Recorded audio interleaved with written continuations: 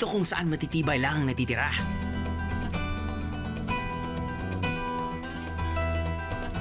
Kung saan nagtatagisan ng tapang at galing.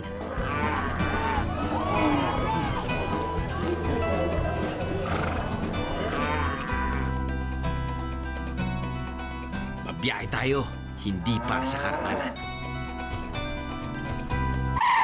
Ang pakla pala na ito. Kundi para sa katakam-takam na pagkain!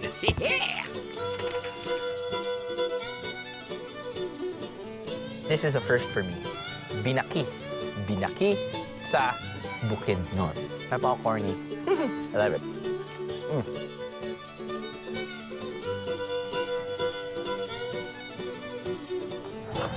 Mainit siya eh. Super gandang mga tanawin at isang one-of-a-kind adventure para sa part 2 ng ating month-long anniversary celebration. Talo sila. Dahil kami. Hindi ako naligo ng 2 araw. Pinakamoy ko lang kiligili ko. Tulog. Hands up!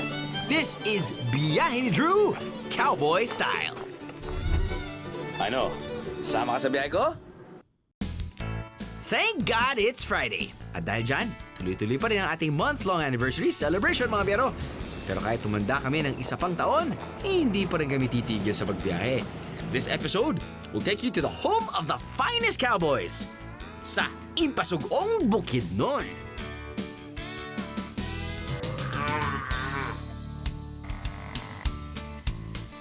Isang bulubunduking paraiso ang Bukidnon.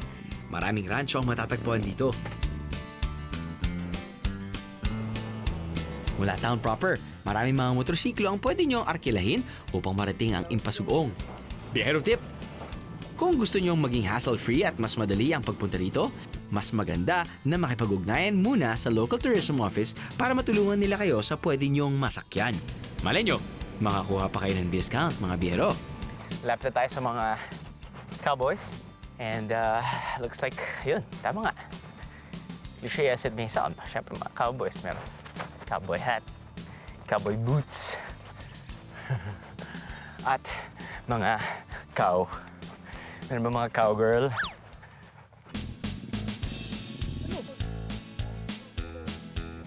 Hindi na bago ang makakita ng cowboys dito. At ang pinakamalaking communal ranch ay matatagpuan sa Impasugong mismo. Sir, tumitingin pa lang ako, nanonood pa lang ako ng ginagawa nila. Parang napaka-rough tong sport na to, no? Parang talagang panglalaki lang po ba to? May mga babae din gumagawa. Meron babae. Meron din, no? Pero nakikita ko parang nakakatakot. Parang pwedeng mabalian yung tao. Well, parang binabalian na nga yung baka eh, pero... Yung bakang binabalian, hindi tao. Hindi tao. So parang yung nakikita ko nga sa mga cowboys, parang wala silang takot. Di ba? Parang sila yung nananakot sa baka. Bukod sa pag-aalaga ng baka, kilala rin ng cowboys sa paglalaro ng rodeo. Isang laro ang rodeo na sumusukat sa galing ng isang cowboy sa cattle herding. Yung unang nilaro nila, ano po tawag doon? Yun ang karambola. Karambola. Paano po nilalaro yun?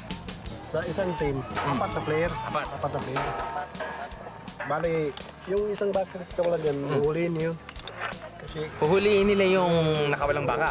Okay. sa pagkita ng takbo lang. Takbo. Hindi ka gumamit ng tali. Okay. Pati ng kabayo. Tatakbo lang sila. Walang kabayo.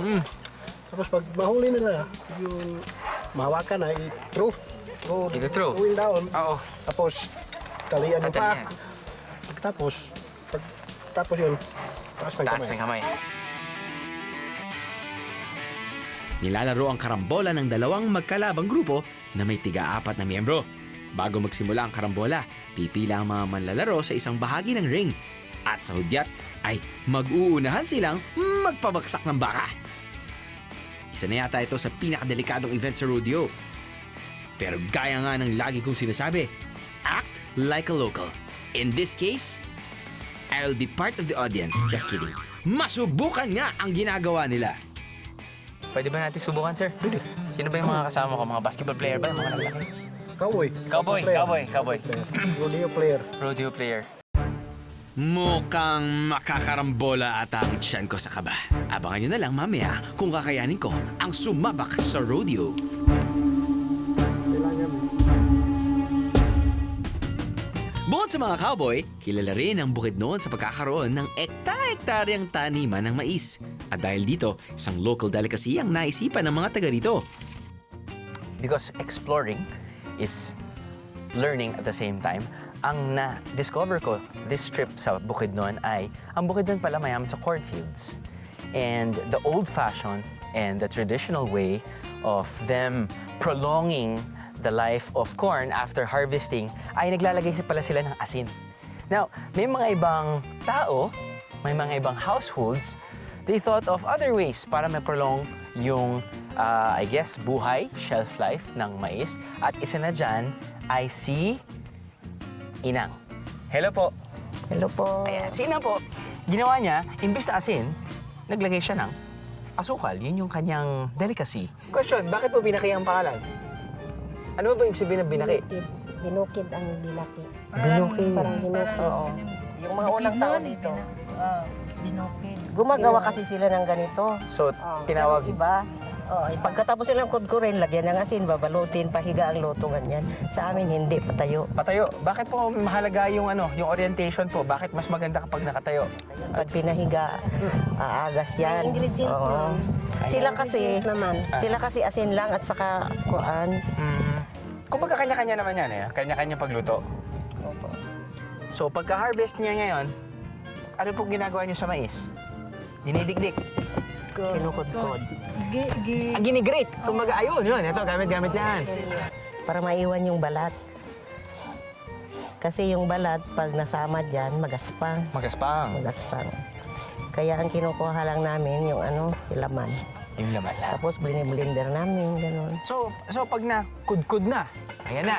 Ano pong mangyayari? Lagyan mo ng ice pati saging. Ay, hindi pala yan. Mais kunyelo pala yan. Sorry.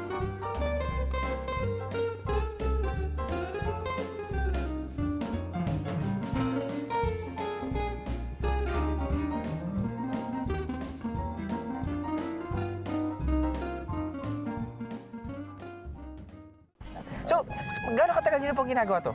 Sa akin, siguro mga 30 years na. Oh, 30 years. Frequency mo, 30 years. Mga 30 years.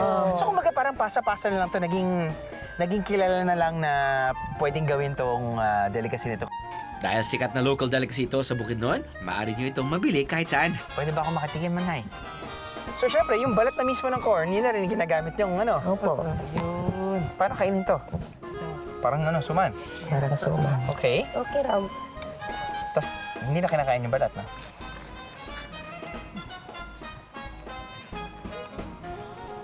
Masarap po pag mainit. Meron po siyang lasa. Lasang Mais. lasang mais, lasang gatas, margarine. Lasang mais. Pero yung texture niya, parang tinapay. Tinapay na kanin. Or, sa mga nakakaalam ng texture ng couscous. Gawing couscous, parang ano yan eh. Grain din yun eh, pero maliliit. Maliliit yung butil. Pag niluto nyo, ganun din yung texture. Wow. Interesting. Pwede. Astig. Napaka-corny. I love it. Sarap po siya. Lagyan naman ako, hindi mo na. Magsisinungaling eh. Kakaiba lang siya. Usually, di ba, kinakain natin yung mga kakanin, yung suman, paulit-ulit na lang, paritsa, espasol. This is a first for me. Binaki. Binaki sa Bukidnon. Kaya tayo. Sa halagang 10 piso lang, tsak na gutom! No more kayo dahil sa binaki! Makayanan na kaya ng aking sikmura ang makipagkarambola! Alam ko pwede lang tayo bumili ng delata ng corned beef sa supermarket. And what's an anniversary episode without our super favorite food venture?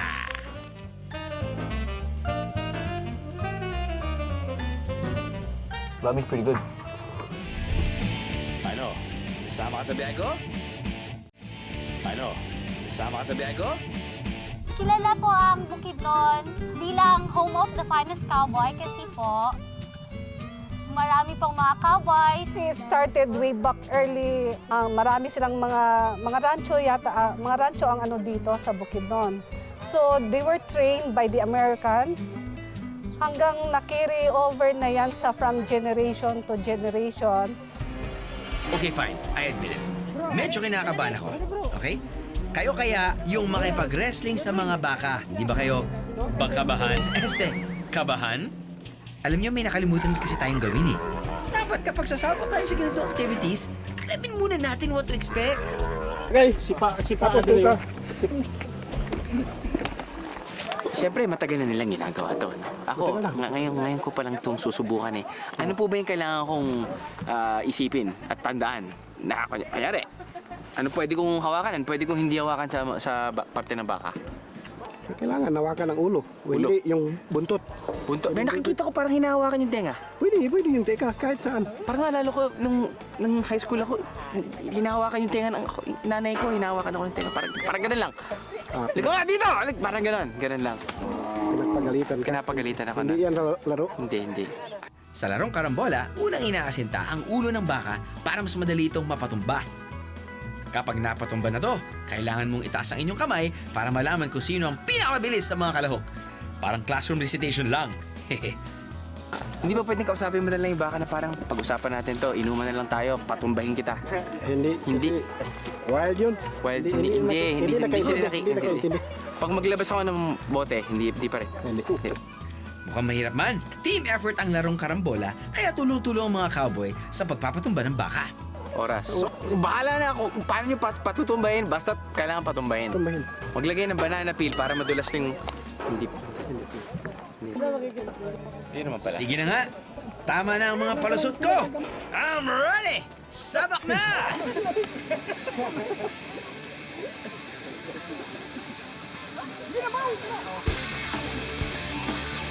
I'm sure, isa ito sa mga rare moments na hindi kayo mapapa you love my job. Ano?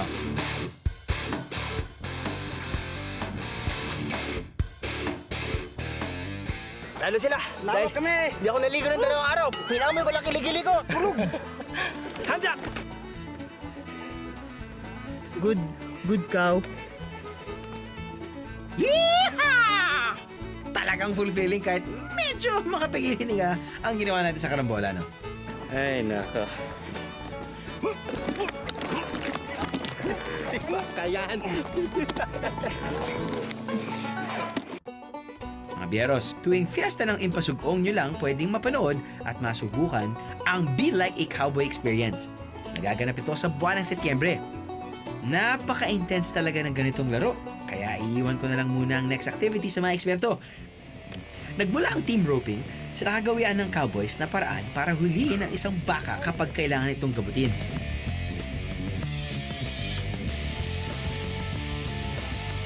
Ano po yung isa? Nakita ko 2 kabayo, tapos pinagtulungan nila isang baka. Yun ang tinatawag na team roping. Team roping. Team roping. Kung ano yun? Parang team building. Western style. Western style. So yung isa nakita ko parang pak! Nilaso niya Ang liig. ang leg Yung isa doon sa paa. sa paa. Pag matalian na yung paa, Oo. hihilahin niya yun. Tapos taas ang kamay. Tapos na yun. Well done. Ganun na. Sa totoo lang naawa ko sa baka. Pero kung ito talaga yung kultura nila dito eh. Parang ayoko na muna kumain ng baka. Naawa ko sa kanila. Mga 1 month. Yung mga 3 weeks. 2.5. May steak daw doon, sir. Angus beef. Well done.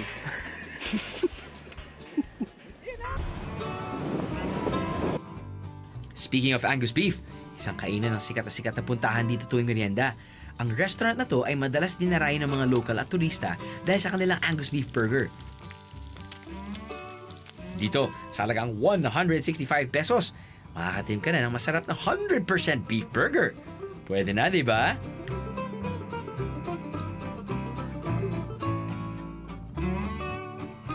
Kung hilig nyo naman na mas heavy na kainan, bakit di subukan ang susunod nating putahe? Sa isang sikat na stopover restaurant na makikita sa Impasugong. Ayan yun yung bus. Yan yung bus na dapat sasakyan ko, pero wala eh. Kausap ko kayo eh. Hindi, alam ka lang. Pinapakita ko lang sa inyo na itong rodeo grill na to ay just off the highway. And that highway, papunta doon, going to Davao or Jensan. Dito, pabalik ng, nasa bukid na tayo, no? Pero pabalik yan ng Cagayan de Oro. Now, one of the reasons why marami daw or sumikat daw itong rodeo grill is because 1, it's off the highway. 2, malinis. 3, nasa tuk-tuk ka eh, di ba? Sa bukid doon, so parang ang sarap na stopover. And 4, actually, ilang hours from Cagayan de Oro Airport, or Lagindingan ba tawag doon? Oo, sa Misamis Oriental. 2.5 hours coming here, parang wala akong masyado rin nakitang parang restaurant. May mga sari-sari store, pero parang walang solid na restaurant katulad ng Rodeo Grill. So come to where the flavor is. Come to Rodeo Grill. Ando pala yung pagkain natin sa hotel. Tinatangkilik ang lugar na to dahil sa kanilang masarap at mainit na lugaw. Ay, lomi pala. Teka, lomi? Pag ginawa kasi sa bukid doon, kaya naman tinatangkilik ang mainit na sabaw tulad ito. So, ano nga ba yung sikat nila na pagkain dito? Dahil nga sa klima na medyo malamig. I call this yakap weather. Yung pwede ka mag-jacket, light jacket, pero pwede ka rin magtanggal dahil gusto mong malamig. Diba? Pero anyway, ang kanilang specialty ay ang kanilang lomi. Siyempre, ang lomi, opo, hindi lang po sa Batangas sinaserve ang lomi. For 150 pesos, makahihigop ka na ng masarap na sabaw na dinarayo ng marami. Mainit siya eh. Mainit pa siya.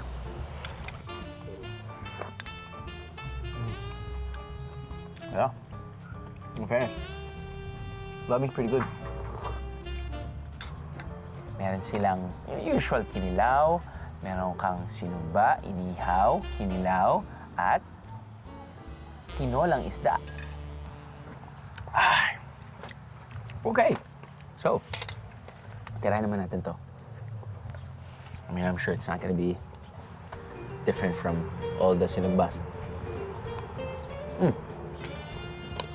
It's also good. Haluin na natin.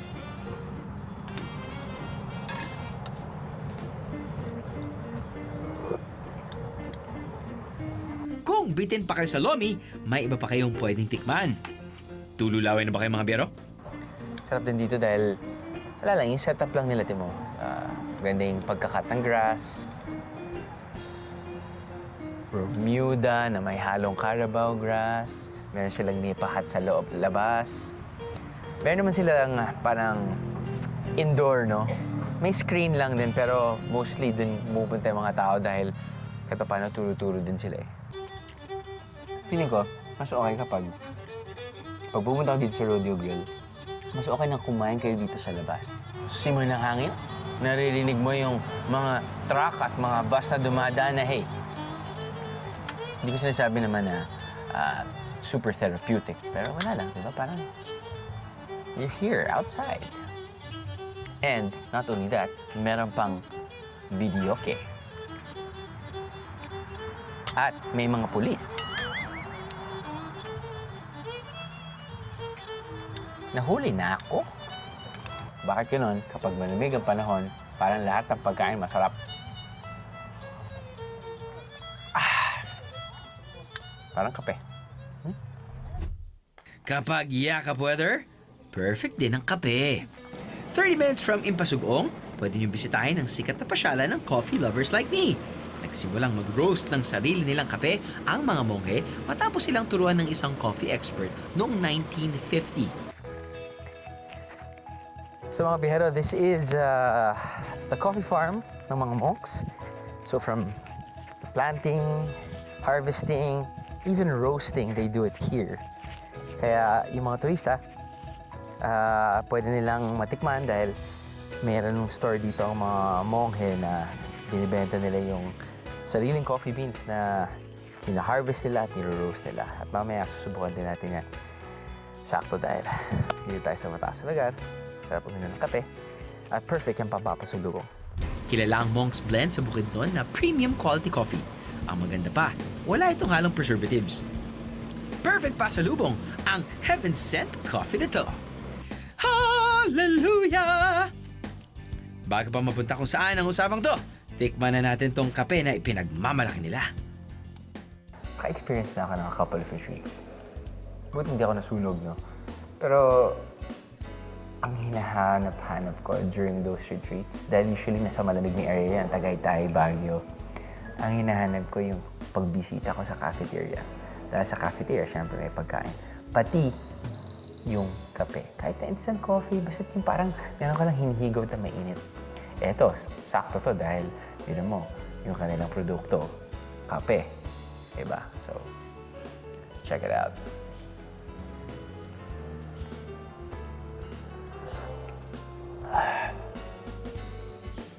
Ayos naman.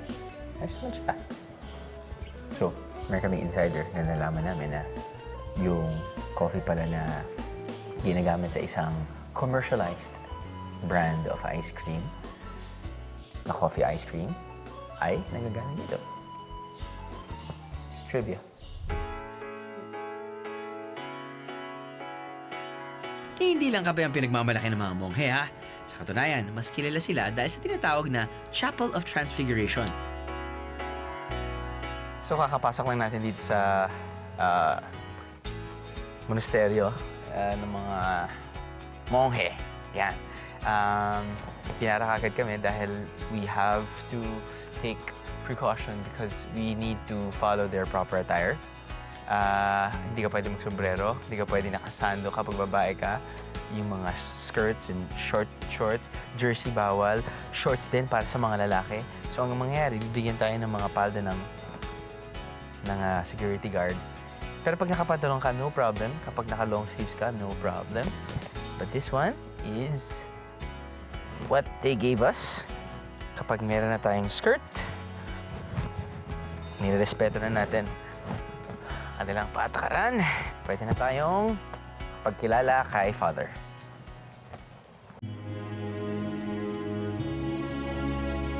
Sa Malaybalay Bukidnon, makikita ang pinakasikat na mala pyramid na simbahan na obra ng isang national artist. Isa ang Chapel of Transfiguration na pinakasikat at huling ginawa ng national artist for architecture na si Leandro Locsin. I'm sure I said this already. I'm not a very religious person, no? But marami rin tayong nabisita mga churches.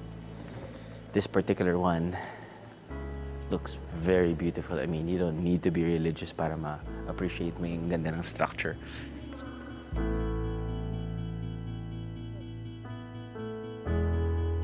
Kung hindi kayo ganun karelyoso, pwede rin kayong pumunta rito para sa konting art appreciation.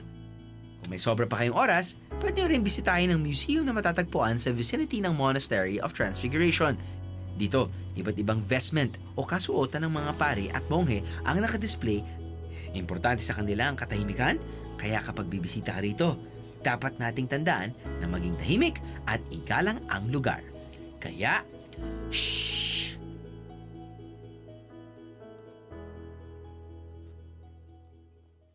You know, yung mga monks, they're very strict. Very, very strict.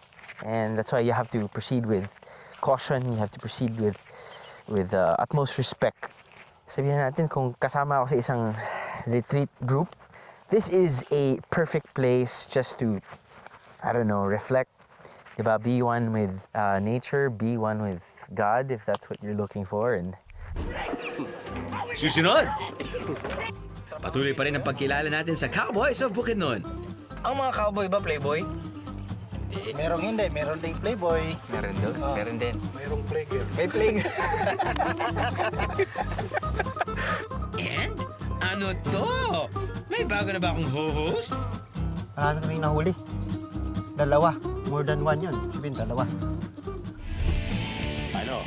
Sama ka sa biyahe ko? Ano? Sama ka sa biyahe ko? So, nag-iiba-iba pala yung pangalan ng Bukidnon. Kapag tanghali, Bukidnon. Kapag umaga, Bukid Maga. Kapag gabi, Bukid Gabi. Kasi pag 12 na nga, noon na, so Bukid noon.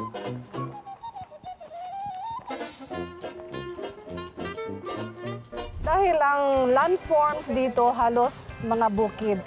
So, doon na-derive yung pangalan na Bukidnon. Kasi wala kang makikita dito na halos may mga areas ng mga plateau, pero lahat talaga sa paligid, mga bukid. Galing siya sa word na Highlander.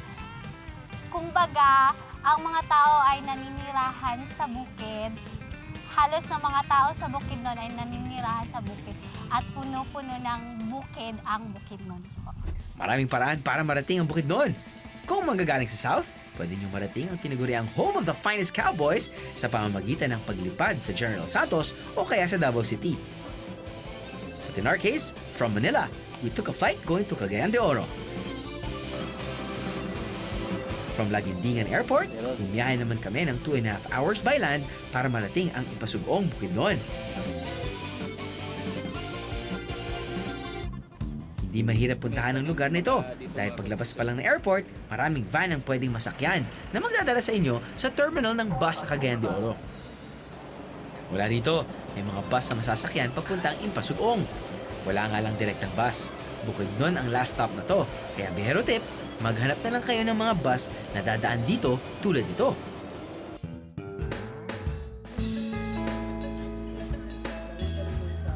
Hindi pa masyadong kilala ang bayan ng Impasugong sa mga turista dahil dito medyo limitado pa ang mga lugar na pwedeng matulugan. Pero may limitasyon man, meron pa rin dito ang accommodations for all types of biyeros. Isang resort ang nag-offer ng accommodation for a big group like us. Starting at 1,000 pesos per night, pwede mo nang marentahan ang buong bungalow type na to. Oh, pwede di ba? Nothing too fancy dahil nga, syempre, managed by the LGU. Yung tinulugan ko kagabi ay 1,000 pesos, good for 4. Actually, 2 in yan.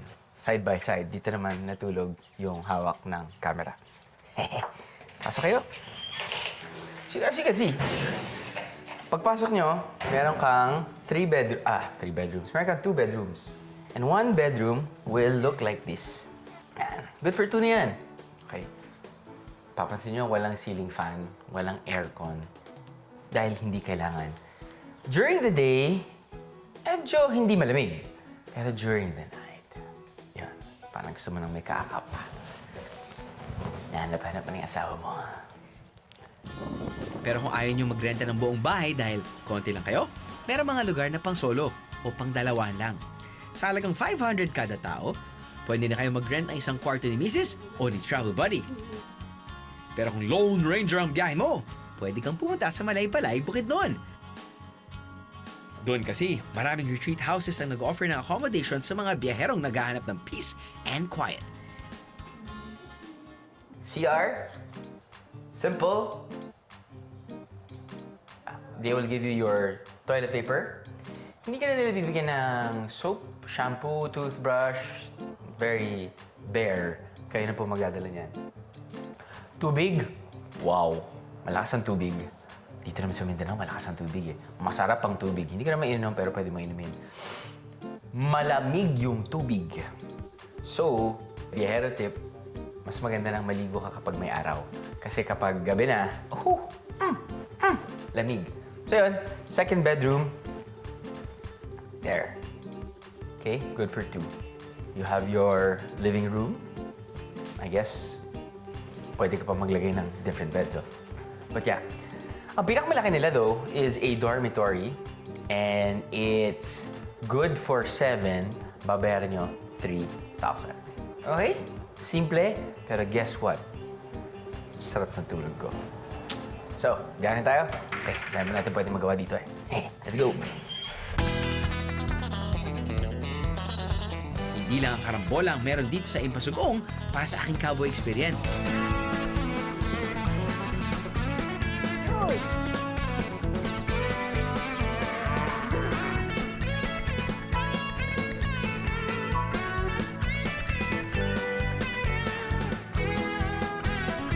Kuya, anong gagawin natin sa susunod? Gumamit tayo ng... Yan, gamit tayo ng laso.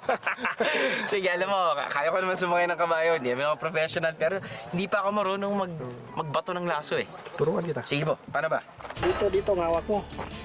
Pag ganyan. Tapos yun, ikot mo sa itaas.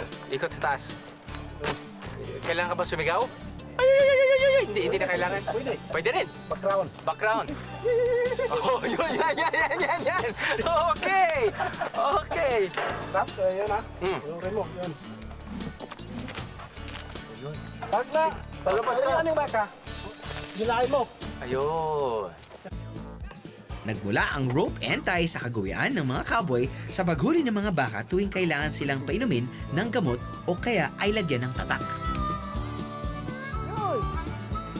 Dito, pabilisan ng mga cowboy sa paghuli at pagpapabaksak ng isang baka gamit lamang ang laso ng kanilang hawak.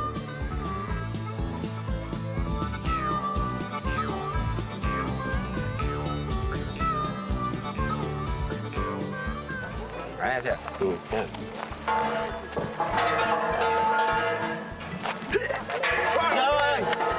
At saka ba isang Sabay, ganun. Hila. Yun. Busal yan. Yung sa kuha ng baka.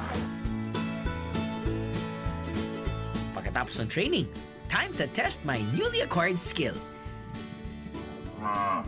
Saan pa ba natin pwede subukan ito? Kundi sa isang malaki at malakas na baka! Dito.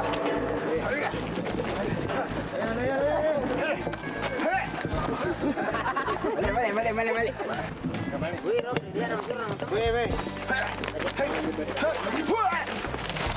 Malapit na.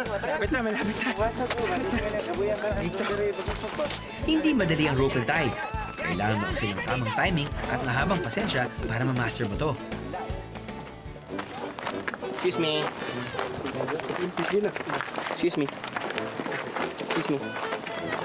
Baka pwede kang pumasok lang sa loob. Ito, ayun, pasok lang. Ganun lang naman. Kakausapin mo lang naman siya. Ano? Approve.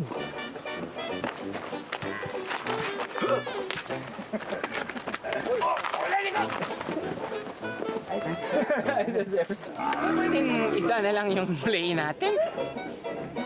Mas hindi komplikado ang isda. Di ba? Mukhang masakit to eh. Parang feeling ko gusto ko maging vegetarian. Ayos tayo?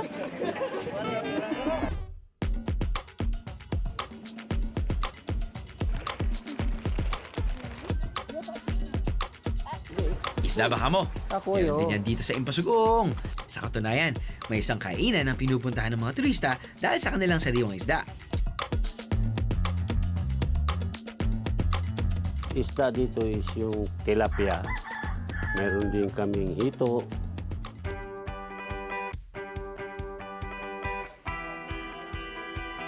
Sa Aqua Farm na to, pwede mong lutuin o ipaluto ang mga isda nyong nahuli. Maraming klase ng isdang pwedeng ipaluto, pero ang pinakasikat dito, ang kanilang daing.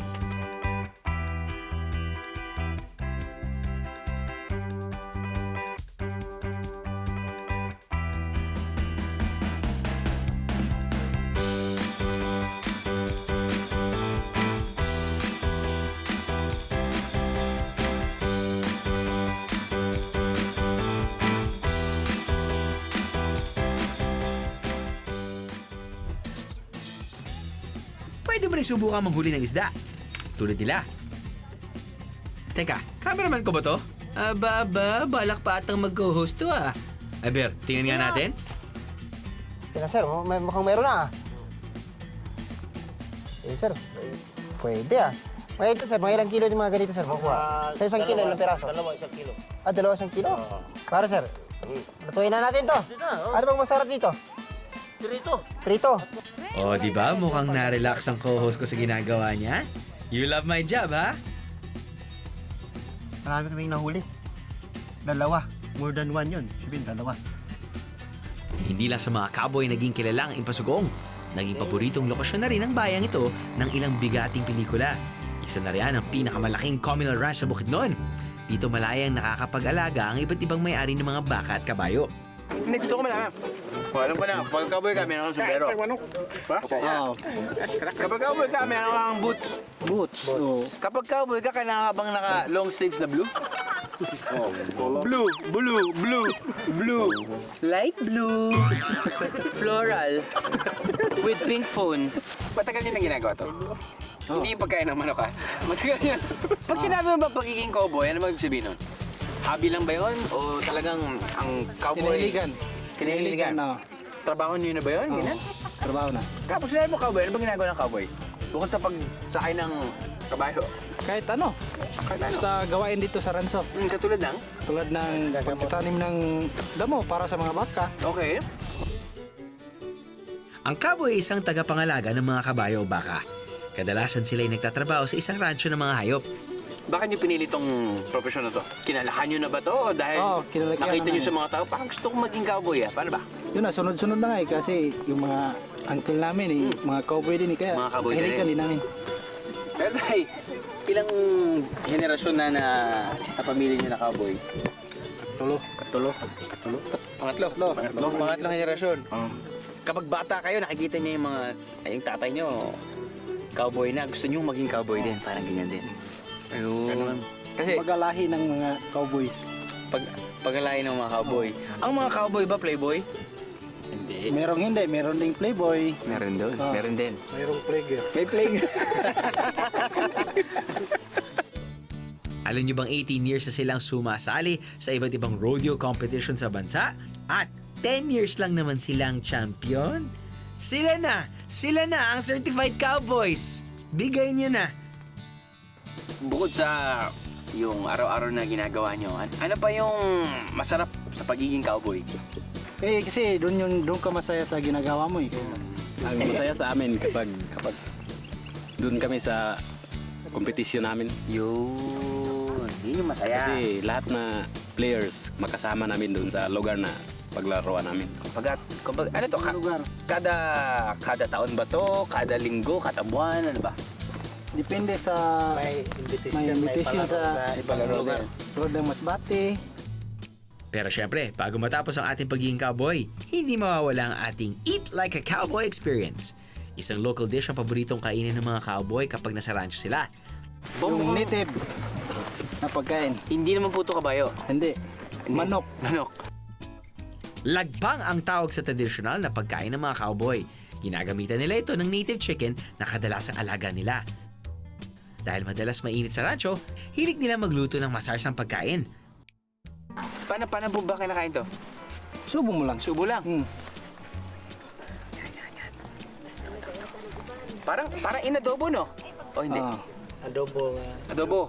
Halang-halang adobo. Tawag na lagpang. Lagpang dito sa... Lasang manok ah. Oo, buti hindi kabayo. Buti hindi kabayo. Sinasakyan kasi yun. Ano siya? Native. No? Native. Tapos meron siyang luya. Luya at saka sili. Luya, sili. Kasama ba itong insekto? Hindi. Pwede rin. Hindi. Ay mga pugengs. Mga pogyo. Hindi kayo. Ayos ah. Pag natutulog ba kayo, nakasuot pa rin yung sombrero nyo? Hindi. Siyempre hindi. Ay, hindi na. Kala ko si Kuya Kim ganun din. Pag naliligo. Siguro. Lumalangoy. Lumalangoy, meron sombrero.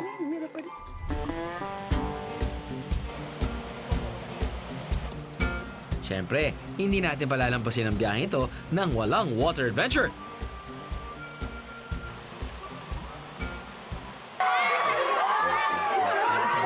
At hindi lang cowboy ang nakausap ko, pati na rin ang ating pambansang kamao.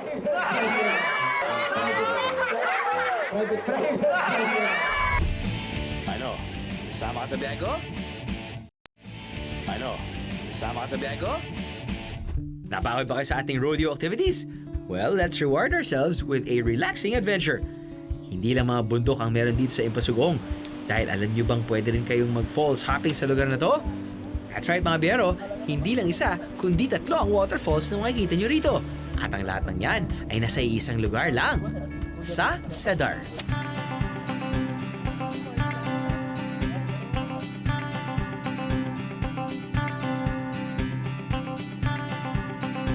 Only 10 pesos lang po.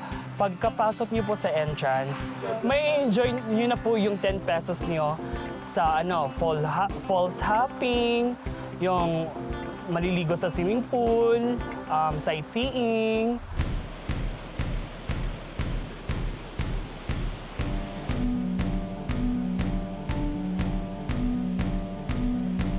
bawal dito ang mga hard liquor at magtapo ng kahit anong basura.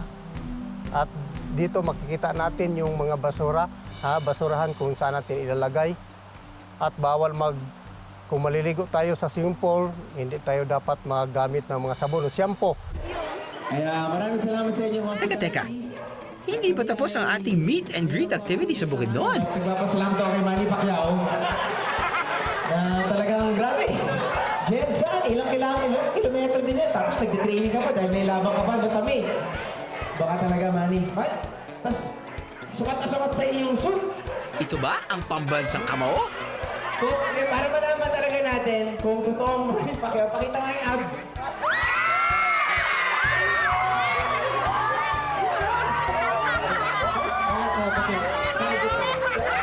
Private. Alam mo naman kasi, makikita nila ko pag nasa...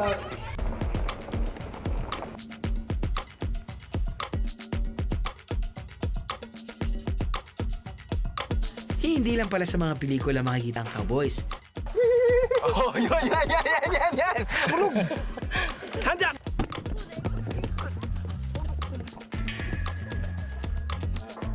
Mapalad ako na sa aking pagbisita sa bayan ng Impasugong, nakasalamuha at nakausap ko ang mga makikisig at malalakas na cowboy sa bayan na to. Kahit ako, napapasabi ng hashtag, I love my job. Pwedeng isa na lang yung play natin. I mean, parang hindi ko na kailangan tikman yung mga ibang pagkain. Buti na kasama ko yung BND crew. Hindi kang pumasok lang sa loob. So, ayun, pasok lang. Yun! Matutubo din yung bigote mo dito. Dito lang tumutubo eh. Binaki sa Bukidnon. Talaga namang nakamamangha ang ganda ng bayan at ng mayamang kultura at tradisyon nito. Hanggang sa muli, Impasugong.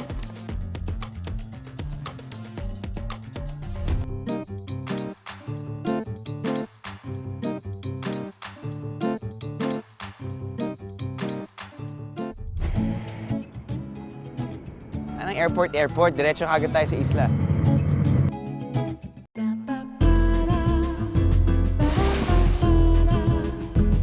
Doesn't hurt to dream too much. But ngayon, actually, we're gonna be living a dream.